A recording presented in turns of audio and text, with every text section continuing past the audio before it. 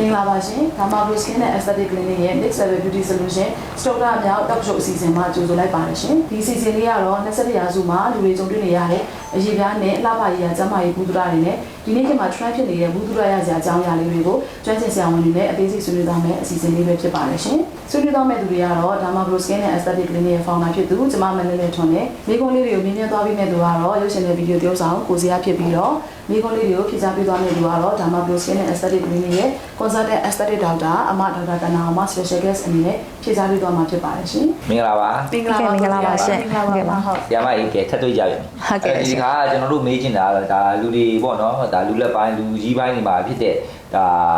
pigmentation ပေါ့နော် pigmentation ဆိုတာဘာကိုခေါ်တာလဲဟုတ်ကဲ့ pigmentation ဆိုတာကြတော့ကိုယ့်ရဲ့ပေါ့နော်မူရင်း skin ကို skin color နဲ့တွေ့ဖြီနေပြီးတော့ဖြစ်ပေါ်နေတဲ့အရေးပြားမှာဖြစ်တဲ့symptom လေးတစ်ခုပေါ့နော်အဲ့ဒါများသောအားဖြင့်ဆိုလို့ရှိရင်တော့အမားတို့ဒီ pigmentation မှာဆိုလို့ရှိရင်တော့ဒီလူတွေမှာအဖြစ်များတာတော့ hypopigmentation နဲ့ hyperpigmentation ပေါ့နော်နှစ်မျိုးပေါ့နော်ဆိုတော့hypopigmentation ကကြတော့ဒီအရေးပြားပေါ်မှာသူအဖြူခွက်လေးဖြစ်တာပေါ့နော်အရေးပြားတဲ့ဖြော့လေးအဲ့လိုမျိုးဖြစ်နေတာပေါ့နော် hyperpigmentation ကြတော့သူကအရေးပြားပေါ်မှာသူအမဲဆက်အမဲကွက်လေးတွေပေါ့နော်ဖြစ်ပြီးတော့ကြံနေခဲ့တာကိုခေါ်တာပေါ့နော်ကျမတို့ဒီ aesthetic treatment တွေ aesthetic ဆရာဝန်တွေအဓိကလာပြတာတော့အမတို့ဒီမှာ hyperpigmentation ဖြစ်တဲ့လူတွေပဲအများစုလာပြတာများတယ်ပေါ့နော်အမဲဆက်အမဲကွက်လေးပေါ့နော်ဖြစ်တာများတယ်ပေါ့နော်ဒီမဲဆက်အမဲကွက်လေးဆိုဘာလို့မျိုးဆိုင်ပါလဲတင်းတိတ်မဲကြောက်ဟုတ်ကဲ့ရှင်ဒီ hyperpigmentation တွေကကြတော့သူကhyperpigmentation မှာဆိုလို့ရှိရင်အမတို့အမျိုးအစားပေါ့နော်အဓိက main 3မျိုးနေခွဲထားတာပေါ့နော်သူကတော့ဒီ aging spot လို့ခေါ်တဲ့ပါပေါ့နော်ဒီအသက်ကြီးမှဖြစ်လာတဲ့ဒီခန္ဓာကိုယ်မှာဖြစ်လာတဲ့အမဲဆက်မဲကွက်ဖြစ်လာတဲ့ဟာကို aging spot လို့ခေါ်တာပေါ့နော်သူက liver spot လို့လည်းခေါ်တာပေါ့နော်နောက်တစ်ခုကကြတော့ဒီအဖြစ်များတာကတော့melasma ပေါ့ melasma ကြတော့သူကတင်းတိတ်ပေါ့နော်တင်းတိတ်မှာဆိုလို့ရှိရင်ဟုတ်ကဲ့ရှင်ဟုတ်တင်းတိတ်ကတော့များသောအားဖြင့်ဆိုလို့ရှိရင်တော့နေအောင်နဲ့ export ဖြစ်တဲ့လူတွေမှာဖြစ်တယ်နောက်တစ်ခုကတော့အမျိုးသမီးတွေမှာဆိုလို့ရှိရင်ကိုဝင်ဆောင်တဲ့အချိန်မှာပေါ့နော်ကိုဝင်ဆောင်တဲ့အချိန်မှာစပြီးတော့ထွက်လာတဲ့ဒီတင်းတိတ်ကိုကြတော့အမားတို့ကကြတော့ mass of the pregnancy ပေါ့နော်colasma လို့လည်းခေါ်တယ် mass of the pregnancy ပေါ့နော်ဒီ pregnancy မှာစပြီးတော့ထွက်လာတဲ့တင်းတိတ်ပေါ့နော်အဲ့လိုမျိုးရှိရယ်နောက်တစ်ခါကျတော့ PIH ပေါ့နော် PIH ကကြတော့ဗာလဲဆိုလို့ရှိရင် post inflammatory hyperpigmentation ပေါ့နော်သူကခု skin ကိုဒဏ်ရာတစ်ခုခုရသွားတယ်ရသွားတဲ့အခါကျမှဆိုလို့ရှိရင်သူက scar ချန်ခဲ့တာပေါ့နော်ဥမာဖြစ်ဆိုလို့ရှိရင်ဝက်ချန်တွေကတော့များတော့ဖြစ်ဆိုရင်ဖြစ်တာများတယ်ဖြစ်တဲ့လူများတယ်ပေါ့နော်ဝက်ချန်ထွက်တယ်ညှစ်လိုက်တယ်ကြံခဲ့တယ် scar လေးအမဲကွက်လေးပေါ့နော်တချို့တွေကျတော့လဲ trauma တစ်ခုခု skin ကိုဒဏ်ရာရသွားတယ် abrasion ချင်းကိုက်တာပဲဖြစ်ပေါ့နော်ကုတ်လိုက်လို့ပဲ့သွားလို့အဲ့လိုအမာရွတ်ကြံခဲ့အဲ့လိုမျိုးအမာရွတ်အမဲလေးတွေ PIH scar ပေါ့နော်အဲ့ဒါတွေက pigmentation အနေနဲ့ခွဲထားတာပေါ့နော်အဲ့ဒါဆိုရင်ဒီတင်းတိတ်ဖြစ်တဲ့မျိုးသမီးတွေတော်တော်များတယ်အမဲဆက်ဖြစ်တယ်တော်တော်များတော့ဘယ်အရွယ်လောက်မှာဖြစ်များကြတယ်ပေါ့နော်ဟုတ်ကဲ့ရှင်ဟိုပါပေါ့နော်တင်းတိတ်ဆိုလို့ရှိရင်တော့အမားတို့ကဟိုပါပေါ့နော်ထပ်ပြီးတော့ခွဲထားတာသူကအမဲအဆက်လေးလည်းဖြစ်နိုင်တယ်လို့သူအကွက်အကြီးကြီးတွေလည်းဖြစ်နိုင်တာပေါ့နော်သူကဘယ်လိုအရွယ်တွေမှာဖြစ်တယ်လဲဆိုလို့ရှိရင်သူကလူတိုင်းမှာဖြစ်နိုင်တယ်ဒါပေမဲ့ဟိုပါပေါ့နော်နေအောင်နဲ့ထိတဲ့လူတွေမှာဥမာဖြစ်ဆိုလို့ရှိရင် engineer တွေပေါ့နော်ဒီနေအောင်အောက်မှာလုံနေတဲ့လူတွေပေါ့နေအောင်နဲ့ export ဖြစ်တဲ့လူများတဲ့လူတွေမှာဆိုလို့ရှိရင်လို့တင်းတိတ်တွေဖြစ်ကြတယ်ဖြစ်တဲ့အမျိုးသားချင်းတယောက်နဲ့တယောက်တူချင်မှတူမယ်တချို့တွေကအဆက်လေး spot လေးဖြစ်တယ်ဟုတ်တယ်အင်းိတ်မှာဆိုလို့ရှိရင်တော့ဒီအပေါ်ရန်အရေပြားပေါ်မှာ epidermis ပေါ့နော်လေယာမှာဖြစ်တဲ့တင်းသိပ်ရှိတယ်နောက် dermis လေယာမှာဖြစ်တဲ့တင်းသိပ်ဒီအဲ့လိုမျိုးထက်ခွဲလို့ရတာပေါ့နော်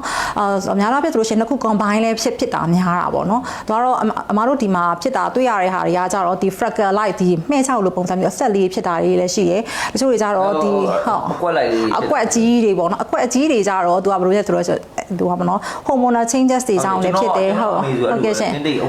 မပြောင်းဟုတ်တယ်တင်းတိတ်တွေကအဲ့လိုမျိုးရှိတတ်တယ်ဆိုတော့အဲ့လိုမျိုးအကွက်ကြီးတွေကကြတော့လေသူကမကူတာပဲနဲ့ထားတယ်ဆိုလို့ရှိရင်အဲ့ကွက်ကြီးတဖြည်းဖြည်းကြီးလာတာပေါ့နော်ကြီးလာပြီးပြည့်နေအောင်နဲ့ထိပိုမဲသွားတာပေါ့နော်အဲ့လိုမျိုးလေးသူ့ရဲ့ symptom လေးနဲ့လာကြတယ်ဒါကကြတော့ melasma ပေါ့နော်တချို့တွေကြတော့လေ pregnancy ဒီကိုဝင်ဆောင်တဲ့အချိန်မှာစပြီးဖြစ်လာတာဟိုကိုကြတော့သူက mass of the pregnancy သူက hormone ပေါ့ hormone ကြောင့်ဖြစ်တာအဲ့နောက်ပိုင်းကျတော့အဲ့ဆက်ပြီးတော့အဲ့အမဲဆက်ကဆက်ပြီးတော့ရှိနေတာပေါ့နော်တချို့တွေကြတော့လေ menopause အချိန်မှာ menopause ဆိုတာကြတော့ဒီသွေးဆုံးခံနေအချိန်မှာဖြစ်လာတဲ့ဟာတွေလည်းရှိတယ်ပေါ့နော်အဲ့ဒါတွေအတင်းသိတွေကတော့သူခါရကြလို့ရှိရင်သူကမျိုးရိုးကြောင့်လည်းဖြစ်တယ်ပေါ့နော်အဲ့ဒါကြောင့်လည်းဖြစ်တယ်ဟုတ်နောက်တစ်ခုကကြတော့ aging spot ပေါ့နော် aging spot ကကြတော့သူကအသက်အရွယ်ကြီးတဲ့လူမှာဖြ ဖြစ်လာတာများတယ်ပေါ့နော်သူကများတော့ဖြစ်စေမျက်နှာတွေဖြစ်တယ်လေဘင်းတွေဒီ body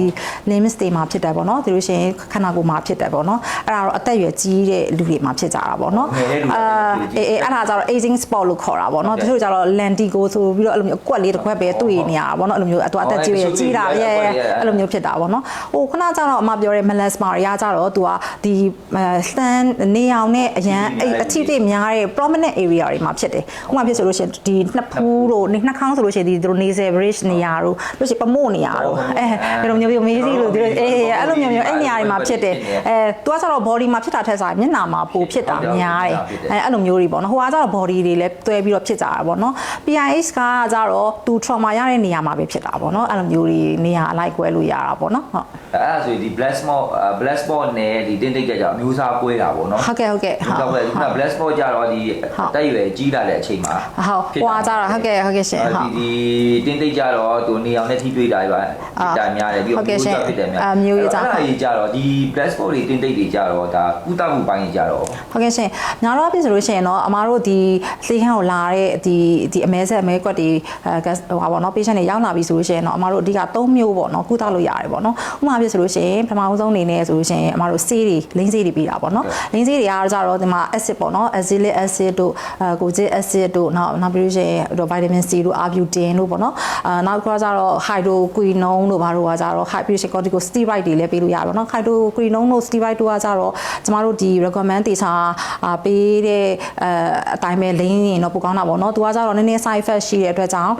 သူက skin တွေ steroid တွေပါတဲ့ခါကျတော့ skin irritation တွေဖြစ်မယ် skin တွေကနည်းနည်း inflammation တွေပေါ့နော်နည်းနည်းအဲ့လိုမျိုးလေး steroid ရဲ့ side effect တွေရှိတဲ့အတွက်ကြောင့်သူ့ကိုတော့လိမ့်တဲ့ခါကျလို့ရှိရင်ဆရာမတွေကမပါဘဲနဲ့တော့မလိမ့်သင့်ဘူးပေါ့နော်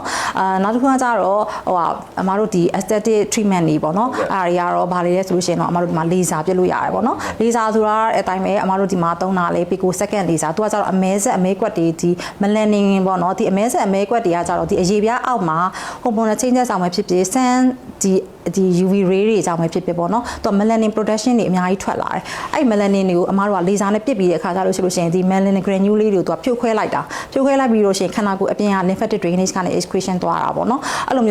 မျိုးအားဖြစ်ပေါ့အမားတို့ဒီ treatment mechanism တွေသွားကြတာပေါ့နော် laser ပစ်လို့ရတယ် IPL လုပ်လို့ရတယ်နောက်ပြီးလို့ရှိရင်တချို့ကျတော့ acid တွေနဲ့လုပ်ကြတယ် acid တွေမှာဆိုလို့ရှိရင် salicylic acid glycolic acid ပေါ့နော်အဲ့ဒါလေးလုပ်ကြတယ်ပေါ့နော်လိမ့်တာ acid နဲ့ကျတော့ဒီအပေါ်ရန်လေးကိုသူကလိမ့်မေးခြင်းအားဖြစ်ပေါ့နော်ဒီအပေါ် outermost layer လေးတဖြည်းဖြည်းနဲ့အဲ့လိုမျိုးပါသွားတာပေါ့နော်ပါသွားပြီးတော့အဲ့လိုမျိုးလုပ်ကြရတယ်ပေါ့နော်အခုနောက်ဆုံး treatment အနေနဲ့ဆိုလို့ရှိရင်တော့တချို့တွေဆိုလို့ရှိရင်သိတွေအရင်အကွက်ကြီးတွေဆိုလို့ရှိရင်တော့ exosome လေးတွေထိုးကြတယ်ပေါ့နော်အဲ့လိုမျိုးအားဖြစ်လည်းပဲ skin တွေကပို့ပြီးတော့ဖြုတ်ကြတော့เนาะကျွန်တော်တို့အမေဆိုလည်းဒါ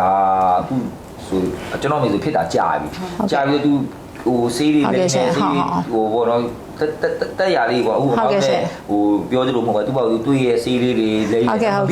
မပြောဟုတ်ကဲ့တင်းသိကတော့လေဟိုဘယ်လိုပြောရမလဲအရှင်းပြောက်ဖို့တော့တော်တော်လေးဟိုခက်ခဲတယ်မပြောက်လဲအရှင်းမပြောက်နိုင်ဘာဖြစ်လို့ဆိုတော့ तू ကလေဒီအခုကုသနေတော့မှ तू ကဖြော့သွားရုံထက်မကြီးသွားရုံလောက်ပဲ तू က control လုပ်လို့ရတာဟုတ်ကဲ့တခြားကဲမလို့ပြန်ဖြစ်နိုင်တယ်ဥမာဖြစ်ခဲမလုပ်နိုင်တာထက်စားလို့ရှိလို့ရှိရင်နေအောင်နဲ့ထိတာပဲဖြစ်ဖြစ်နောက်ထပ်ကိုဝင်တစ်ခုထပ်ဆောင်လိုက်တာပဲဖြစ်ဖြစ်အဲ့လို hormonal changes နည်းနည်းလေးအဲ့လိုပြောင်းလဲသွားတာနဲ့ तू ကပြန်ပြီးတော့ပြန်မဲလာတယ်ပြန်ကြီးလာအဲ့လိုမျိုးပြန်ဖြစ်တတ်တယ်ဆိုတော့ဟိုယောက်ျားလေးတွေဆိုလို့ရှိရင်လည်းနေအောင်ထဲမှာထပ်သွားတယ်ကို beach တွေပါသွားတယ်အဲ့လိုမျိုးနေအောင်နဲ့ထိတယ်အကြလေးထိတယ်ဆိုလို့ရှိရင်တော့အဲ့နေရာပြန်ပြီးတော့မဲလာတတ်တယ်ပြန်ရင့်လာတာပေါ့နော်ဖြော့တဲ့နေရာနေပြန်ရင့်လာတတ်တယ်အားကြောင့်ပုံမှန်လေးတော့ဒီ sand တွေပါသွားတဲ့ခါကျရင်ဒီလိုပေါ့နော် protection လေးပါလုပ်တင်တာပေါ့နော်ဟုတ်ကဲ့ရှင်ပေါ့နော်အဲ့တော့ဟိုခဲလုပ်ကြမှာပေါ့နော်အဲ့တော့ခုနယောက်ျားလေးနဲ့မိန်းကလေးကြောင့်တင်းတိဖြစ်တာပုံများတာမိန်းကလေးကပုံများရလားအဲ့ပေါ့နော်မိန်းကလေးတွေကတော့ပုံများတယ်ပေါ့နော်သူကတော့မိန်းကလေးကြတော့သူကကိုဝင်ဆောင်တာရယ်နောက်ပြီးရှင် menopause အချိန်တွေမှာဆိုလို့ရှိရင်တော့တင်းသိဖြစ်တာများတာပေါ့နော်ဟုတ်အဲ့တော့ဒီတင်းသိကိုဖြစ်သွားရပြီဆိုရင်အဲ့လိုပေါ့ကုသပါမှာခုနကလီဇာနဲ့ကုသရဲဒါစီးပြီးတော့ဘေးနီးကဆရာမအနေနဲ့ဆိုတင့်တော်ပြီးတော့ပို့ပြီးတော့ထိရောက်တယ်ပေါ့ဟုတ်ကဲ့ရှင်အဲ့ဒါကတော့ပေါ့နော်သူ့ရဲ့ response ပေါ်မှာလည်းမူတည်သေးတယ်တချို့တွေဟာဆိုလို့ရှိရင်တော့ဟိုပါပေါ့နော်ညာတော့ဖြစ်ဆိုလို့ရှိရင်တော့ laser တို့ဘာလို့ပြစ်ကြရပေါ့နော်ဒါပေမဲ့ aesthetic လေးတွေဆိုလို့ရှိရင်တော့အမတို့ IPL တိတ်မလောက်တာလောက်လေးမရှိကြဘူးပေါ့နော်အဲ့လိုပြင်လိုက်ဟာတွေဆိုလို့ရှိရင်တော့အမတို့က IPL ပါတွဲပြီးတော့အမတို့ treatment ယူလို့ရတယ်တခါတည်းကြလို့ရှိရင်လည်းတယောက်နဲ့တယောက်နဲ့ response မတူဘူးပေါ့နော်တချို့တွေကလည်း laser နဲ့ပျောက်သွားရှိတယ်တချို့တွေက IPL ပြစ်မှပျောက်တာရှိတယ်တချို့ chemical peeling မှပျောက်တာရှိတယ်ပေါ့မတူအဲ့လိုမျိုးပေါ့နော်ဟုတ်ကဲ့ရှင်ဟုတ်ကဲ့မတူဘူးဟုတ်ကဲ့ပါအဲ့တော့ဒီတင်းတိတ်ကိုဒါ ဒါတော့ဖြစ်တာပေါ့နော်အဲ့လိုမဖြစ်အောင်လည်းကြိုတင်ကာကွယ်တဲ့နည်းတွေပါရောရှိတာဟုတ်ကဲ့ရှင်ညာတော့ဖြစ်ဆိုလို့ရှိရင်တော့ prevention ကတော့ပို့ပြီးတော့ better than the curation ပေါ့နော်ဆိုတော့မဖြစ်အောင်ဘယ်လိုကာကွယ်မလဲသူကဘာကြောင့်ဖြစ်လဲဆန်းကြောင့်ဖြစ်တယ်ဒီနေရောင်တွေပါထိတဲ့အခါကျရင်ဖြစ်တဲ့အခါကျတော့အမားတို့ဒီနေရောင်ကိုဘယ်လို protection လုပ်မလဲနေဘူးလဲတွားရင်နေရမ်းမှုနေတဲ့အချိန်မှာအရေးမှာခဏခိုးပေါ့နော်အကယ်၍နေရောင်အောက်မှာလုံးရမယ့်လူတွေဆိုလို့ရှိရင်တော့ sun block တေချာလေးရမယ်ပြီးရှင်အုတ်ထုပ်တို့ထီးတို့ပေါ့နော်အဲ့လိုမျိုး UV cloth တွေ UV wear တွေအကုန်လုံးမျိုးအဲ့လိုမျိုးဝေးရမှာပေါ့နော်ဆိုတော့ sun block မှာဆိုလို့ရှိရင်လေအမပြောချင်တာကတော့ SPF ပေါ့နော် SPF ကအနည်းဆုံး35ကိုအနည်းဆုံးလိမ့်ရမယ်35 50လိမ့်နိုင်တော့အကောင်းဆုံးပဲဘာဖြစ်လို့ဆိုလို့ရှိရင်စီ sun block မှာကြတော့တချို့တွေဆိုလို့ရှိရင်ငါတစ်ချိန်နဲ့လိမ့်လိုက်တာပဲ sun block ကတစ်နေ့လုံးခံတယ်အဲ့လိုထင်တာပေါ့နော်ဒါကတော့ဒီရုံးပိုင်းဆိုင်ရာအိမ်ထဲမှာလုတ်တဲ့လူတွေဆိုတော့အဆင်ပြေနိုင်မယ်ဒါပေမဲ့အပြင်မှာလုတ်တဲ့လူတွေဆိုလို့ရှိရင်တော့ဒီ sun block ကိုပေါ့နော်သူကတစ်ချိန်နဲ့လိမ့်ုံနဲ့မကောက်ပါမဖြစ်ဘူးညမနေ့ပိုင်းလိမ့်လိုက်တယ်ကျွန်တော်ပွဲပြီးလုတ်တယ်ဆိုအဲ့တော့ဘလူဟုတ်ကဲ့ရှင်ကျွန်တော်ဆို50 plus လိမ့်ဟုတ်ကဲ့ရှင်အဲ့ဒါဆိုဘယ်လောက်ဟုတ်ညာတော့ဖြစ်ရင်တော့ဒီ SPF 35ဆိုလို့ရှိရင်တော့ဒီ sun UV ray ကိုကြတော့အမတို့ 75% လောက်ပဲကာကွယ်နိုင်တာဒီ SPF 50တောင်မှအမတို့က95% လောက်ပဲကာကွယ် 100% လောက်ကမကာကွယ်နိုင်ဘူးပေါ့နော်ပြီးရင်ဒီ sun block ရဲ့သူ့ရဲ့ duration ကလည်းရှိသေးတယ်သူ့ရဲ့ life span ပေါ့နော် life span အနည်းဆုံး3နိုင်ကနေ4နိုင်လောက်ပဲခံတယ်ဆိုတော့အားဆောင် beach တွေပါတွားတဲ့ခါကြလို့ရှိရင်မောင်လေးကဟိုပါပေါ့နော်အဲ့လိုမျိုး70 plus တွေဆိုရင်အရာဆိုအရန် tick ဖြစ်သွားတယ်အရန် oily ဖြစ်လိမ့်မယ်အဲ့ဒါဆိုလို့ရှိရင်တော့နည်းနည်းလေးတော့ skin မှာနည်းနည်း block ဖြစ်နိုင်တယ်ပေါ့နော်50လောက်ကိုအမကဘယ်လိုနေနဲ့ဘယ်လိုလုပ်စီစီလဲဆိုလို့ရှိရင်ပြန်ပြီးတော့ repeat ပေါ့နော် repeat လုပ်တဲ့ခါကြလို့ရှိရင်လေဒီအကေးပေါ့နော်လိမ့်လိုက်တယ်လိမ့်လိုက်ပြီလို့ရှိလို့ရှိရင်နေရာအောက်မှာအချိုင်းနေရတယ်ဆိုလို့ရှိရင်တော့3နိုင်လို့မဟုတ်4နိုင်လောက်ကြာတဲ့ခါကျရင်ဒီဟာလေး clean လုပ်လိုက် clean လုပ်လိုက်အပေါ်တော့ထက်မလိမ့်နဲ့ထက်လိမ့်နေဆိုလို့ရှိရင်သိမလားအရန် over ဖြစ်take ဖြစ်သွားမယ်ဟုတ်တယ်ဆိုတော့အထဲမှာချွေးပေါက်ပိတ်တာတွေပါတယ်အဲ့လိုမျိုးပေါ့နော်ဖြစ်တတ်တယ်အဲ့ကြောင့်တေချာ cleansing လုပ်ပြီးလို့ရှိရင်ပြန်ပြီးတော့ repeat လုပ်အဲ့လိုမျိုးဆိုရင်တော့ပြန်ပို့ပြီးတော့ cover ဖြစ်နိုင်တယ်ဒါကျွန်တော်တို့ဒီ sun block သုံးမယ်ဆိုရင်ကျွန်တော်အရင်တော့မလဲအတိထားတာ sun block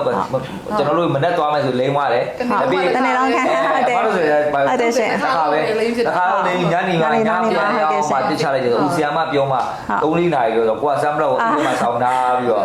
့အပြင်မှာအလုပ်လုပ်နေတဲ့လူတွေအဲ့လိုမျိုးတော့လုပ်တင်တယ်ပေါ့နော်ဟုတ်အဲ့ဒါနော်ဒါလည်းဘူးပြတာပဲတော့ဒါ50 plus ပေါ့35ကတော့တိတ်ပြီးတော့35ကတော့တိတ်ပြီးတော့ cover မဖြစ်ဘူးဆိုတော့50 plus နဲ့ PA++ ပါ3ရင်တော့ပိုကောင်းမှာပေါ့တော့ကျွန်တော်တို့beach တွေပါတွားရင်လေကျွန်တော်အရင်တော့ဆိုရင်တွေ့ဘူးတယ်70 plus တို့ပါလို့ကျွန်တော်အဲ့ဒါကျွန်တော်လိမ့်လိုက်တာ beach တော့ငါကျွန်တော်ဒီ70 plus ဒိန်ပို့ပြီးတော့ဟိုမြောက်ခံမယ်ပေါ့beach ကနေရာကြပို့ပြင်းနေဆိုတော့အဲ့ဒါကြတော့70 plus တွေပါတွေကကြတော့တိတ်ပြီးတော့သူကနည်းနည်းတော့ပို့ပြီးတော့လေးဆက်နေအောင်ခံနိုင်အောင်သူကနည်းနည်းလေးပို့တော့ tick ဖြစ်လိမ့်မယ်အဲ့ခါကြလို့ရှိရင်ချွေးပေါက်ပိတ်တာတော့ဖြစ်တယ်ဒါပေမဲ့ပေါ့နော်ဟိုတချို့အေးပါ3ရလားဒီစားတော့ cleansing လုပ်အောင်ပါပေါ့နော်လက်ပြီးပါတဲ့ခါကြကျွန်တော်တို့အရင်ကထင်တာဒီ make up တွေပါလိမ့်မှပေါင်တိုင်းလိမ့်မှ cleansing လုပ်ရမှာထင်တာအဲ့တော့ဒီ sample တွေတုံးတယ် cleansing လုပ်ရမှာဘာဖြစ်လို့လဲဆိုတော့ sample တွေကလည်းသူကအဲ့လိုမျိုးအစီပါတဲ့ခါကြတော့သူကနေအောင်တန်ခံနိုင်အောင်အစီပါတယ်ကျွန်တော် sample ပဲတုံးတယ် sample ပဲတုံးဆိုအိမ်အောင်ငါ sample ပဲတုံးတာဘာမှမဖြစ်ပါဘူးသူမျက်နှာလေးဆက်မရပါဘူးဒီစား remover နဲ့ cleansing လုပ်ပြီးရတဲ့ခါကျမှအဲ့တော့ခုနလိုပေါ့နော်ဒီ3နာရီ4နာရီခြားတခါအဲ့တော့ကျွန်တော်အပြင်ရောက်နေ3နာရီ4နာရီခြားတခါဆိုမျက်နှာလေးတိတ်ပြီး sample ပြန်လိမ့်ဟုတ်ဒါကတော့အပြင်မှာအကြိုက်သွားလုပ်ရမယ့်နေ့တွေဆိုရင်တော့အဲ့လိုမျိုးလုပ်နိုင်ရင်တော့ပို့ပြီးတော့ cover ဖြစ်တာပေါ့နှမျိုးဆိုလို့ရှိရင်နေ့တိုင်းလိုအဲ့လိုမျိုးလုပ်ရမယ်ဆိုလို့ရှိရင်တော့မျက်နှာမှာအကွက်လေးပေါ်လာလိုက်မယ်ချက်ချင်းကြီးတော့မပေါ်ဘူးသွားနောက်တစ်ဖြည်းဖြည်းအသက်ကြီးလာရင်ပေါ်လာတယ်အဲ့လိုအကွက်စပေါ်ပြီးဆိုရင်ဒါဥဒမှုခံယူလိုက်မယ်ဆိုရင်နည်းနည်းတော့ပို့ပြီးတော့ chance ပိုကောင်းတာပေါ့နော်ဟုတ်ကဲ့သူကချို့တွေဆိုလို့ရှိရင်ဆက်တာချင်းဖြစ်တဲ့အချိန်ပေါ့နော်သူကများတော့ပြဆိုလို့ရှိရင်သူတို့ cheat area prominent area မှာစဖြစ်တယ်စဖြစ်ရင်တော့သူအကွက်အသေးသေးလေးနဲ့စတယ်ကိုမှန်ထဲမှာတွေ့ရမှာမှန်ထဲမှာတွေ့ရမယ်ဆိုတော့ကိုမှန်ထဲမှာအမြဲတမ်းကြည့်နေရဆိုတော့ကိုဒီညမှာဟဲ့နည်းနည်းလေးမဲလာပြီပေါ့နော်အဲ့လိုမျိုးလေးတွေ့တဲ့ခါကြလို့ရှိရင်မြင်ကိုမြင်နေရတာကိုမျက်နှာကြတော့ကိုအမြင်ရဆုံးဆိုတော့ဒီညမှာဟဲ့အမဲဆက်လေးပေါ်လာပြီနော်ဆိုတော့အဲ့လိုမျိုးမကြည့်အောင်ဆိုတော့လေစာလေးတော့ပြစ်ချင်းပြစ်မပြစ်ဘူးဆိုလို့ရှိရင်လည်းကိုဒီမှာအသေးလေးပေါ့နော်ဒီလိုမျိုး skin lightening cream လေးရှိတယ်အဲ့ဒါလေးလိမ့်လို့ရတယ်အဲ့ဒါလေးသူကဘယ်လိုပြောမလဲအရင်ကြီးလာတာတွေဘာတွေပေါ့နော်အဲ့လိုမျိုးမဖြစ်အောင်ပေါ့နော်သူကကောက်ွယ်ပေးတာပေါ့နော်အဲ့ဒါဘာလို့ကိုပြက်တာအမြင်တမ်း